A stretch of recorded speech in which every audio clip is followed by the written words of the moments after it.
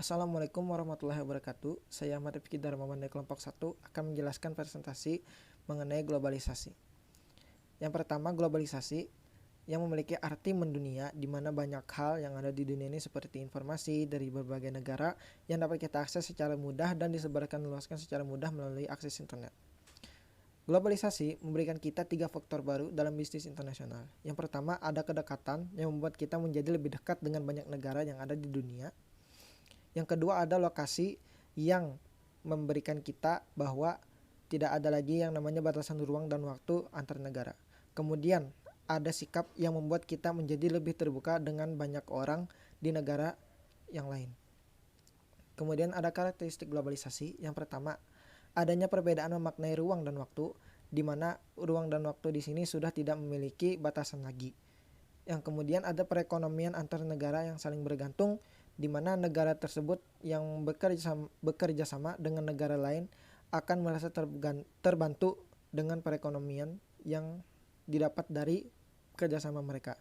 Kemudian pertukaran informasi menjadi lebih cepat, yang dimana sekarang sudah ada akses internet yang memudahkan kita untuk bertukar informasi.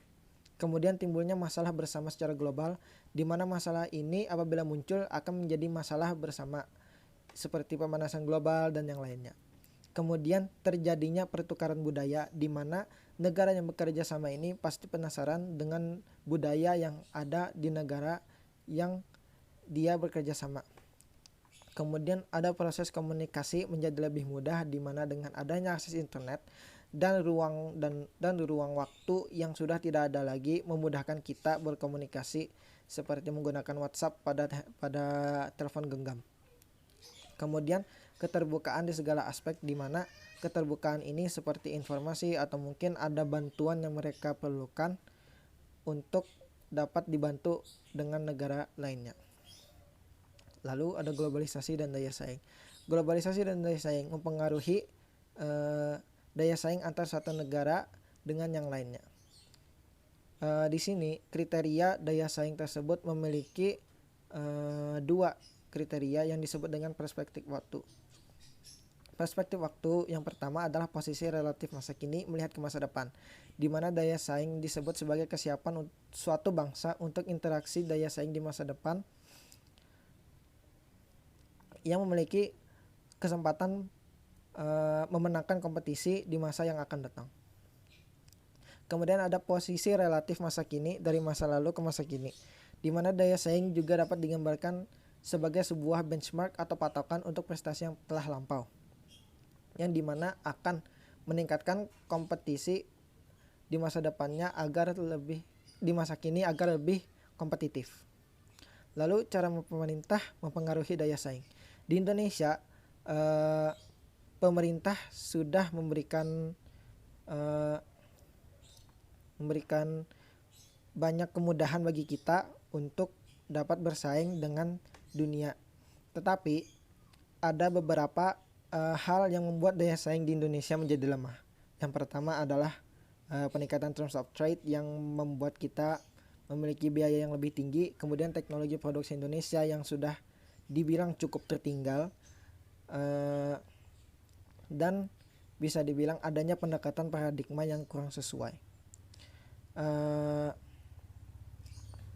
Yang pertama, adanya banyaknya kebijakan yang didasarkan dari obsesi nilai tambah seperti kebijakan hilirisasi, di mana di Indonesia ini mungkin bisa saja teknologinya, namun SDM-nya masih belum bisa menampung itu semua dan tidak bisa melakukan kebijakan tersebut.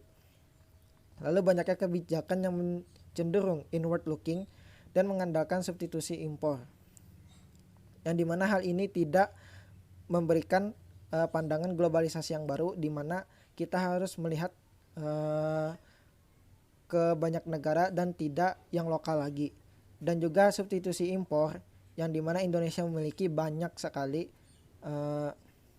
sumber daya tapi tidak dimanfaatkan dan malah menjual barang mentahnya untuk dijadikan barang yang memiliki nilai tambah. Dan pandangan tersebut tidak sesuai dengan lingkungan produksi dan perdagangan global yang semakin terintegrasi vertikal serta melibatkan banyak negara. Hal ini membuat Indonesia menjadi tidak bisa bersaing di negara luar dengan negara-negara luar yang semakin mengglobal apabila masih seperti ini. Oleh karena itu, Indonesia perlu menyesuaikan kebijakan perdagangan dan industri agar bisa berpartisipasi dalam GPN. Partisipasi dalam GPN memerlukan rezim perdagangan dan investasi yang terbuka. Tersedianya berbagai jasa penunjang yang prima terutama logistik serta tenaga kerja yang lebih kompetitif. Ya, sekian dari yang dapat saya sampaikan. Terima kasih.